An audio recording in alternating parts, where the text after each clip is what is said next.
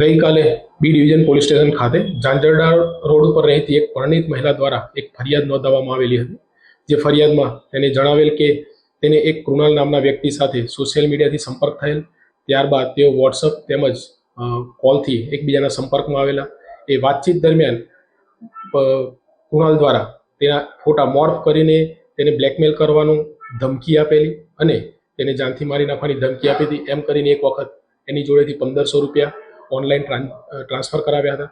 ત્યારબાદ થોડા સમય પહેલાં એને 5000ની માગણી કરતા તેના મહિલાના પતિને એ માહિતી મળતા તેઓ સાથે આવીને કાલે ફરિયાદ નોંધાવેલી હતી. તો તાત્કાલિક ફરિયાદ નોંધીને આરોપીને તાત્કાલિક બોટાદ ખાતેથી ઝડપી પાડી આજરોજ તેની કાયદેસરની કાર્યવાહી હાથ ધરવામાં આવેલી છે.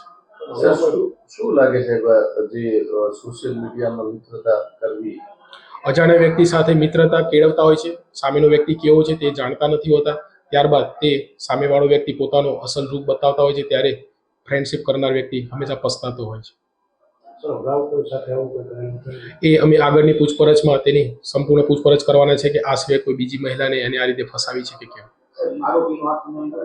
આરોપીનું આખું નામ છે કૃણાલ પ્રવીણભાઈ વઢવાણિયા.